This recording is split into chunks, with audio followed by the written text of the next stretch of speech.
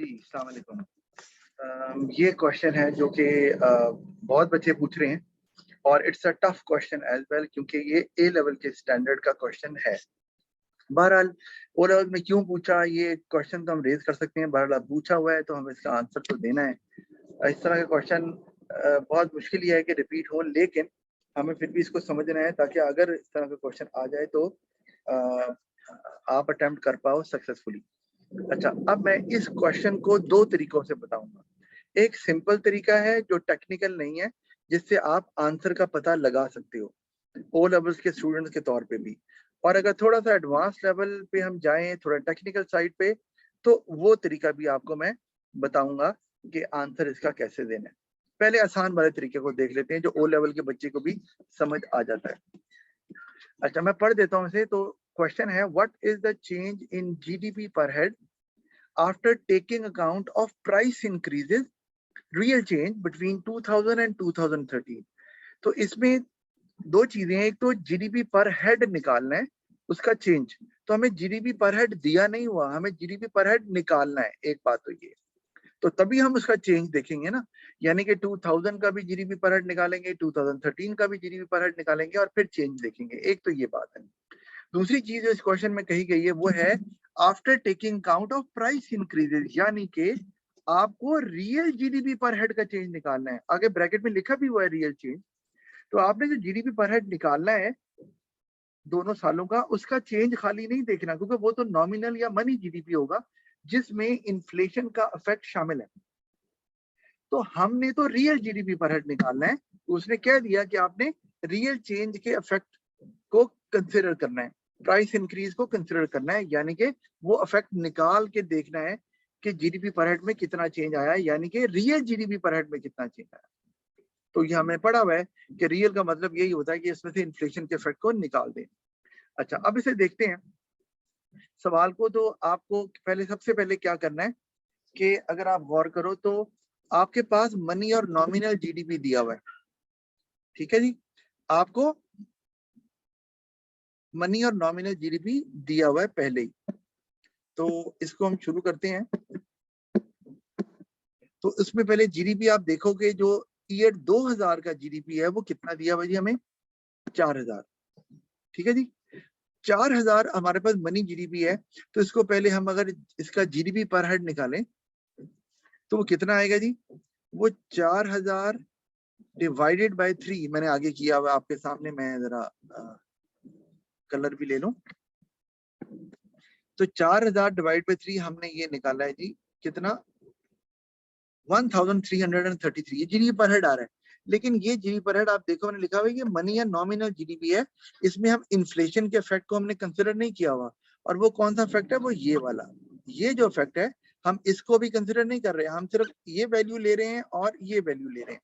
तो इससे तो मनी जीडीपी पर हेड या नॉमिनल जीडीपी पर हेड निकलेगा, वो हमने निकाल लिया 1333। इसी तरह 2013 का निकाला जो 6000 हमारा नॉमिनल या मनी जीडीपी है, उसमें उसको हमने किया डिवाइड बाय 4, तो हमारे पास आ गया 1500। अब ये दोनों वैल्यूज आई हैं, कई बच्चे ये निकाल लेते हैं।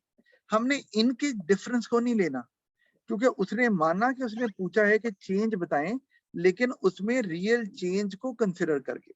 तो ये जो डिफरेंस है ये हमने नहीं लेना, क्योंकि ये जो डिफरेंस है ये चेंज का डिफरेंस है, ये नॉमिनल जीडीपी के चेंज का डिफरेंस है।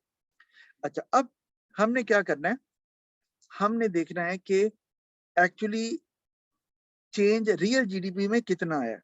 अच्छा, अब उसका तरीका क्या है कि मैंने एक तो तरीका ये बताया कि आपने इंक्रीज इन जीडीपी पर हेड हम निकाल लेते हैं बच्चे। इसका नॉमिनल जीडीपी पर हेड का जो चेंज है वो हमने इस तरीके से निकाला है, आप गौर करो। और ये चेंज का तरीका आपको आता है, ये मैथ्स भी करते हैं कि डिफरेंस कितना है दोनों का, 1500 और 1333 का ये डिफरेंस है 167, राइट।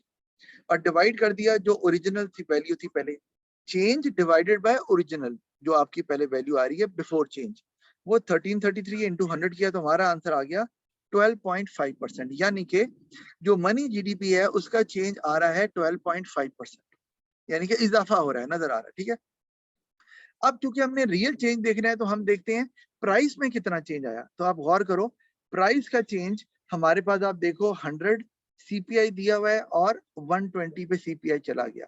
तो नजर आ रहा है कि अगर हम इसका भी चेंज निकालें, जो हमने निकाला भी है, तो वही चेंज डिफरेंस कितना है 20 का, डिवाइड किया 100 से जो कि इंडेक्स है बिफोर चेंज, इनटू 100, तो हमारे पास आंसर आ गया 20%, यानी कि आसान लफ्जों में इन्फ्लेशन 20% है। तो आप गौर करो कि इन्फ्लेशन अगर 20% है और जो चेंज जीडीपी में आ रहा है वो है 12.5%, इसका मतलब है प्राइस का चेंज ज्यादा है। तो इसका मतलब है हमने पढ़ा हुआ है कि रियल चेंज जो है वो असल में नेगेटिव होगा, यानी कि असल में जो रियल जीडीपी है वो कम हो गई है, क्योंकि प्राइस का इफेक्ट ज्यादा है और जो जीडीपी का चेंज आ रहा है वो कम है। तो इसका मतलब ये हो गया कि जो रियल जीडीपी पर हेड 2013 में निकलेगा वो असल में रियल टर्म्स में कम हुई है। तो अब आप गौर करो किसी भी ऑप्शन को, तो अब हमने कैलकुलेट नहीं किया, दोबारा बता रहा हूं, हमने रियल जीडीपी पर हेड कैलकुलेट नहीं किया, हमने सिर्फ ये देखा है कि मनी जीडीपी पर हेड में कितना चेंज आ रहा है, वो 12.5% है, और प्राइस में कितना चेंज आ रहा है वो 20% है। तो जारी बात है प्राइस का चेंज क्योंकि जीडीपी पर हेड के चेंज से ज्यादा है, तो रियल टर्म्स में जो जीडीपी पर हेड है वो कम हो रहा है। हमने ये सिर्फ पता लगाया है, हमने रियल जीडीपी पर हेड निकाला नहीं है, वो मैं आपको दूसरे मेथड में बताऊंगा।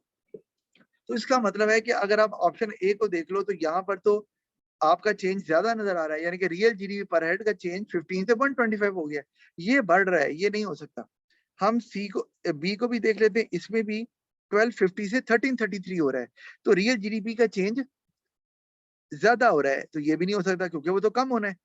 उसके बाद डी ऑप्शन को भी आप देख लो तो रियल जीडीपी पर हेड का जो चेंज है वो भी बढ़ रहा है, और जो हमने निकाला भी है 1333 और 1500, कई बच्चे समझेंगे ये आंसर ठीक है, जबकि ये आंसर भी गलत है, क्योंकि ये चेंज नॉमिनल जीडीपी पर हेड का चेंज है, हमने रियल जीडीपी पर हेड का चेंज निकालना है जो कि प्राइसेस के इफेक्ट को कंसिडर किए बगैर नहीं आ सकता।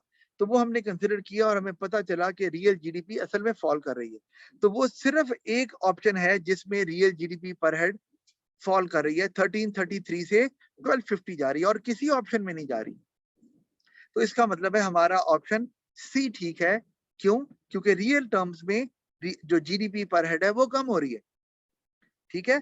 और क्यों? क्योंकि प्राइस का चेंज ज्यादा है और जीडीपी पर हेड का चेंज उतना नहीं है, इसलिए इन रियल टर्म जीडीपी पर हेड कम हो रही है, इसलिए हमारा आंसर जो है वो ऑप्शन सी है। अब मैं दूसरे मेथड की तरफ जाता हूं जिसमें हम रियल जीडीपी पर हेड निकालेंगे भी कि ये कैसे नजर आएगा कि 1333 से वो 1250 की तरफ चला गया। अब उसकी तरफ आ जाते हैं, जरा जल्दी से देख लेते हैं। अच्छा, अब उधर आ जाते हैं, इसको मैं क्लोज कर रहा हूं और अब हम आ जाते हैं इसकी तरफ। अच्छा, इसको भी मैं जरा पेंट में खोल लेता हूं। जी ये देखिए, अब हम क्या करने लगे हैं, अब हम दूसरा मेथड जो टेक्निकल साइड है वो तो मैंने आसान तरीका बताया, टेक्निकल साइड की तरफ जाएं तो इसमें हम पहले क्या करेंगे, हमें रियल जीडीपी पर हेड निकालना है। उसने यही पूछा है ना, उसने कहा यही है कि आप, एक मिनट, आप रियल चेंज निकालें, यही पूछा है ना कि after taking account of price increase. तो हमने क्या किया, हमारे पास ये नॉमिनल जीडीपी दिया हुआ है, तो हम पहले क्या करेंगे, जीडीपी पर हेड नहीं निकालेंगे, हम पहले रियल जीडीपी निकालेंगे। और रियल जीडीपी आप देखो, मैंने 2000 का जो नॉमिनल जीडीपी था वो भी 4000 है और जो रियल जीडीपी है वो भी 4000 है। आप कहेंगे सर ये कैसे हो गया? वो इस तरह कि 2000 में जो सीपीआई आ रहा है वो 100 आ रहा है। जब भी सीपीआई आपका 100 आए, इसका मतलब ये है कि उस साल प्राइसेस में कोई फ्लक्चुएशन नहीं आई। आपको पता भी है हम बेस ईयर भी 100 लेते होते हैं, जिसका मतलब ये है कि उस साल इन्फ्लेशन नहीं हुई, प्राइसेस में कोई चेंज नहीं आया। तो जब भी उसने दे दिया, तो जब आपके पास सीपीआई 100 आ रहा है, इसका मतलब है इन्फ्लेशन यहाँ पर 0 है। तो जब इन्फ्लेशन 0 होगी तो नॉमिनल जीडीपी भी वही होगा और रियल जीडीपी भी वही होगा, क्योंकि प्राइस में कोई चेंज नहीं आ रहा।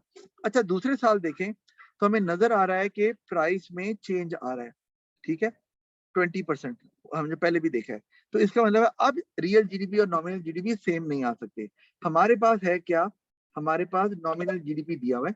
अच्छा, अब नॉमिनल जीडीपी से रियल जीडीपी निकालने के दो तरीके, का एक तरीका है वो ये मैंने दिया हुआ है, ये ए लेवल में भी है कि real GDP is equal to nominal GDP over deflator. अभी हमने पढ़ा नहीं हुआ, ऑफ कोर्स ए लेवल्स का कॉन्सेप्ट है, लेकिन मैंने इसको आसान कर दिया है, मैंने ये फार्मूला इस्तेमाल किया, एक ही बात है। आप डिफ्लेटर को ना ध्यान में रखें कि डिफ्लेटर क्या होता है। ये फॉर्मूला है कि रियल जीडीपी निकालना है तो नॉमिनल जीडीपी को आप मल्टीप्लाई कर दें किससे, price of base year over price of current year, P naught over P N. अब आप गौर करो, हमने हमारे पास 6000 क्या है नॉमिनल जीडीपी, ठीक है। हमारे पास बेस ईयर की प्राइस इंडेक्स क्या आ रहा है, वो है 100, तो हमने यहाँ पर 100 ले लिया आपके सामने, ये पी नॉट हो गया ना हमारे पास ये वाला। और करंट ईयर जिस साल की हमने निकालनी है रियल जीडीपी, उस साल कीमत क्या हो गई है, इंडेक्स 120, तो ये पीएन हो गया, वो हमने यहाँ 120 ले लिया, ठीक है। तो हमने इसी फॉर्मूले का यूज किया है, नॉमिनल जीडीपी 6000 आ गया, पी नॉट 100 आ गया और पीएन आ गया 120। तो हमारे पास जो आंसर आया वो है 5000। यानी कि हमारे पास ये क्या है, ये रियल जीडीपी है 5000, ठीक है। नॉमिनल जीडीपी 6000 है, रियल जीडीपी 5000 है, क्योंकि हमने इन्फ्लेशन के इफेक्ट को कंसिडर कर लिया यूजिंग दिस फार्मूला।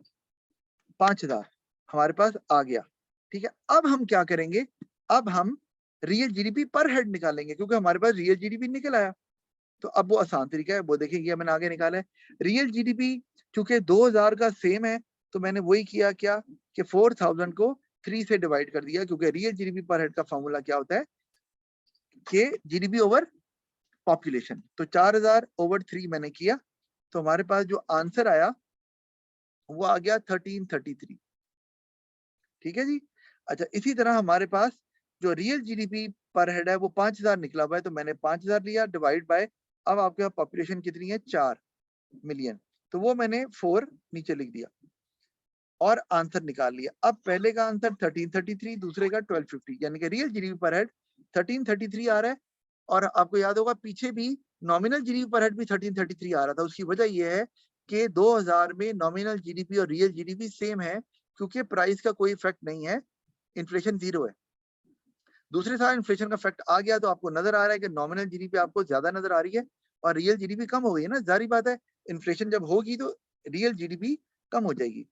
अच्छा, तो अब हमने ये निकाल लिया, ठीक है, 1333 और 1250। तो अब आपको नजर आ रहा है कि रियल जीडीपी पर है 2000 में 1333 होगा और 2013 में वो 1250 हो जाएगा। तो अब आप गौर करो, तो हमारे पास आंसर निकल आया है।